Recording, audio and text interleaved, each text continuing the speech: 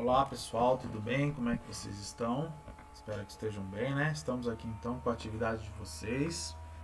Essa semana que nós vamos falar sobre Petit Mondrian, né?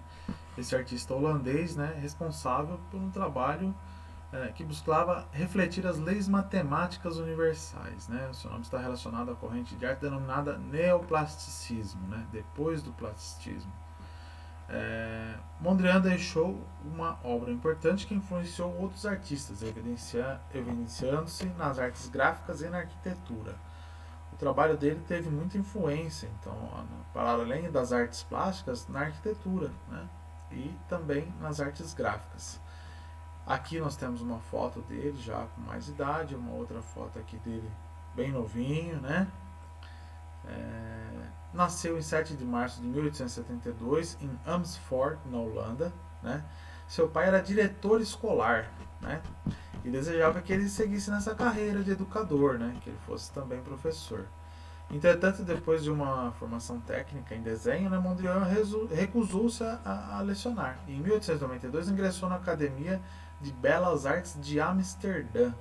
Amsterdã, né, capital da Holanda. Seus primeiros trabalhos eram figurativos, né? Quem conhece o trabalho de Mondrian sabe que ele foi reconhecido por esses trabalhos assim de geometrismo abstrato, né? Mas os primeiros trabalhos dele eram figurativos e tinham influência do Seurat e do Van Gogh, né? Ele, a maior parte dos artistas da época, né? Também foi para a França, né? Lá ele tomou contato com o trabalho do Pablo Picasso e Georges Braque, dois ícones aí do cubismo, né?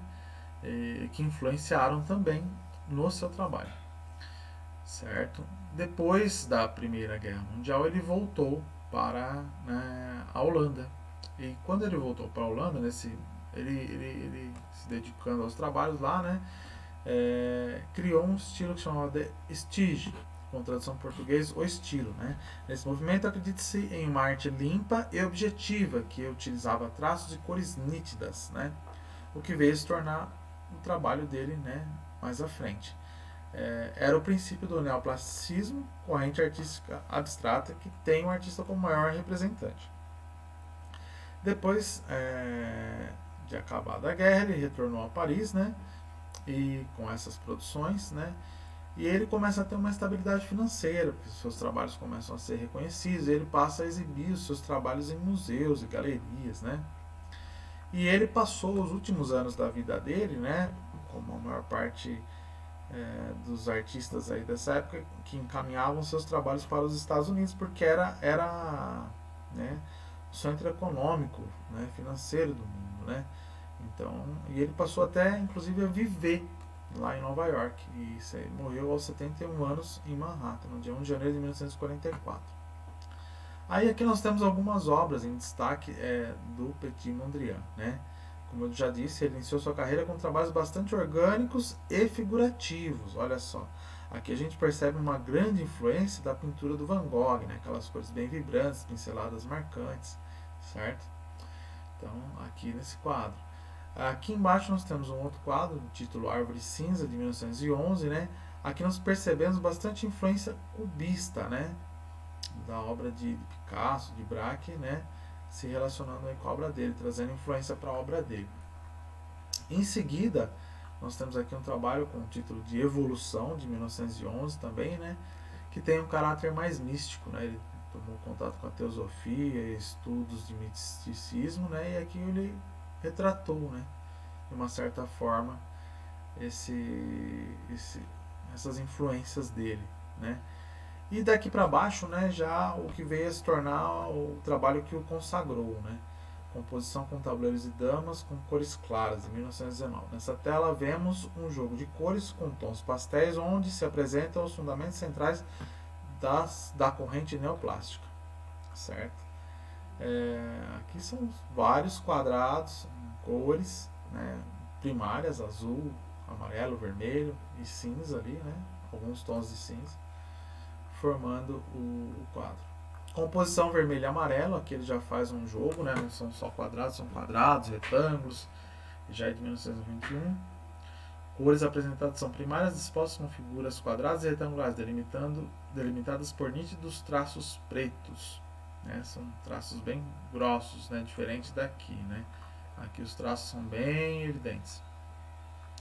E aqui em 1942, né, Broadway Boogie Woogie, eles trabalham nos mais significativos da produção de Mondrian.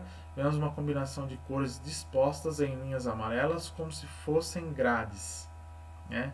O título do quadro é uma homenagem ao estilo musical Boogie Woogie. O artista era grande apreciador da música nova-iorquina. Né? Atualmente, olha só que interessante, o quadro está no Museu de Arte Moderna de Nova York, pois foi comprado pela artista brasileira Maria Martins e doado à instituição. Foi uma brasileira que comprou e doou para o museu americano, em vez de doar para o museu brasileiro, né? Enfim. Bom, gente, aí a comanda da atividade, a gente vai discutir isso mais depois também na aula presencial ali, que a gente vai se ver. Eu quero que vocês façam um resumo ou então um vídeo lendo essa atividade. E aí desejo também que vocês escolham um dos quadros que você mais gostou aqui dessa atividade, faça um desenho, ou eu até prefiro que você faça um da sua criatividade. Pode ser um desenho, pode ser uma colagem, pode ser uma arte digital, como eu tenho feito com vocês ali no Paint também, tá valendo, né? Pode fazer um desenho lá no Paint e me mandar, vai valer, tá? Nesse estilo inspirado no Petit Mondrian. Nós vamos fazer um junto também depois naquela aula presencial, pelo Meet, tá ok? Então essa é a atividade de vocês e quaisquer dúvidas a gente está lá no WhatsApp, tá ok? Um grande abraço e boa atividade a todos.